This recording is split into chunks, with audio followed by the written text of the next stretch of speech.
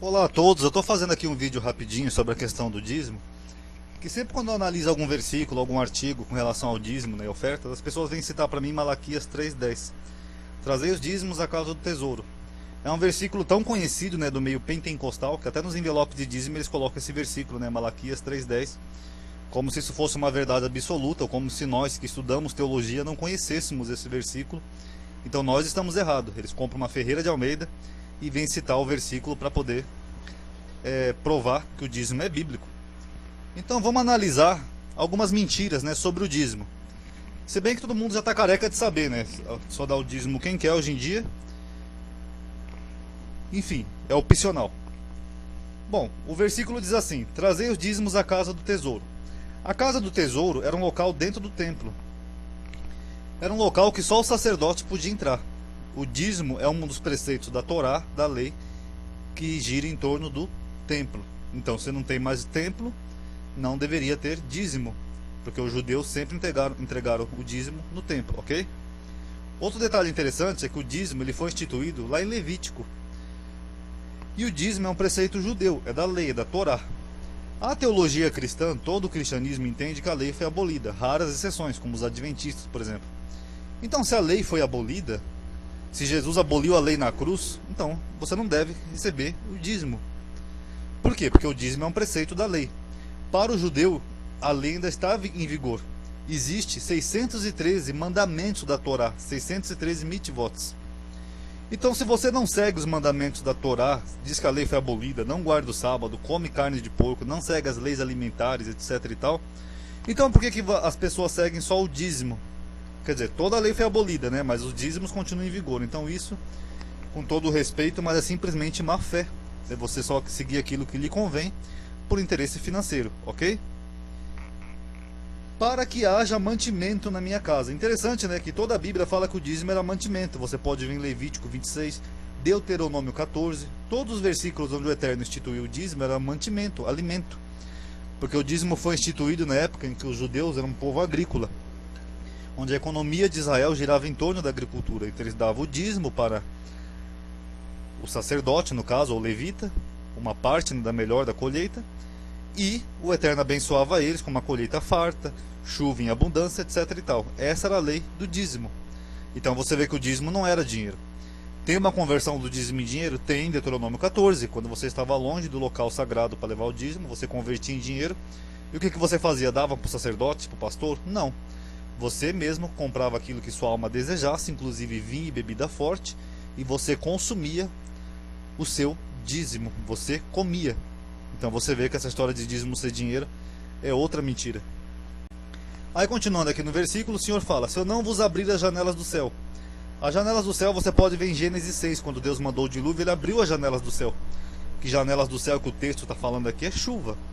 O judeu entregava boa parte da sua colheita, o melhor do que ele produzia, plantava e colhia, e Deus mandava chuva sobre a terra. Você pode ver aqui no versículo seguinte, que o Eterno vai repreender o devorador. Outra mentira de dizer que o devorador é o diabo, que o devorador era uma praga que devorava a colheita, como o gafanhoto. João Batista comia o devorador.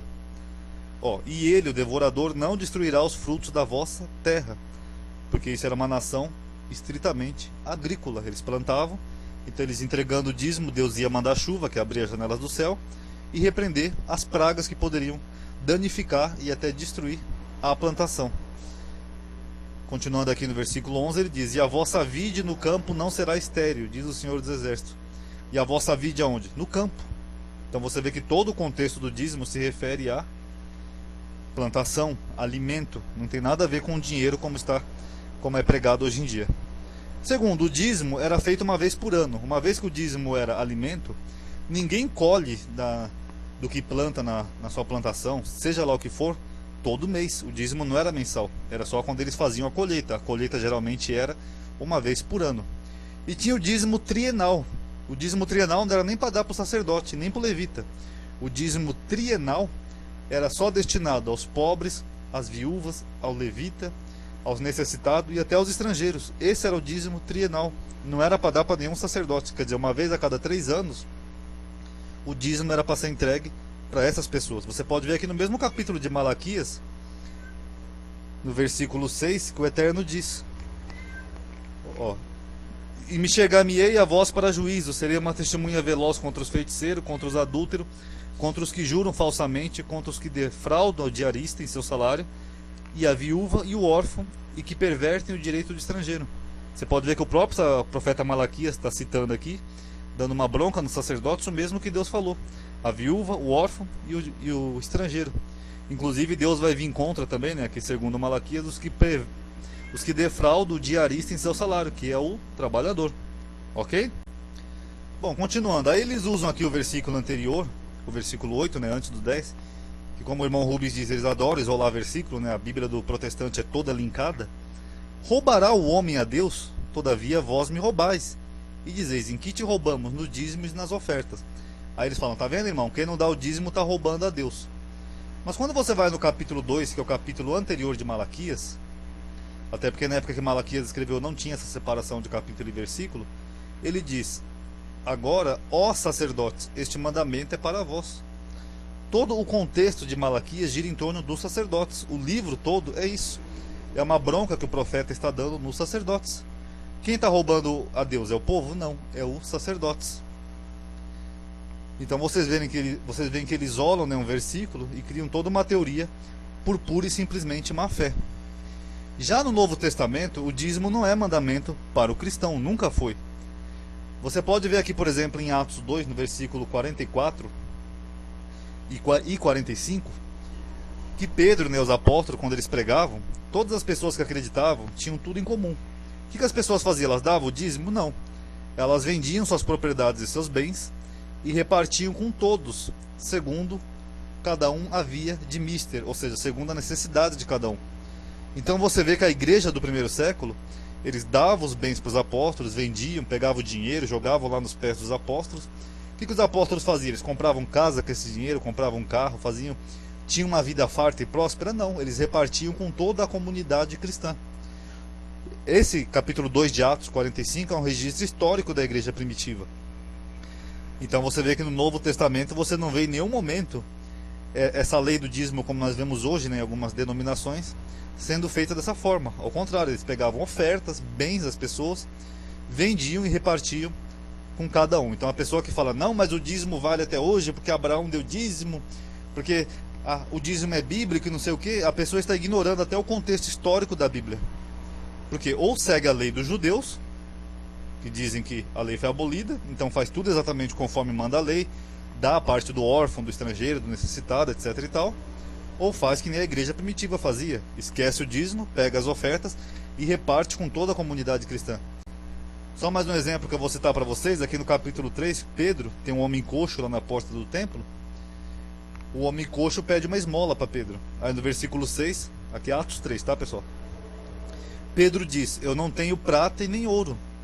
Engraçado, né, que eles dizem que os apóstolos recebiam oferta, que os apóstolos pregavam sim o dízimo, e é engraçado que Pedro não tinha prata e nem ouro.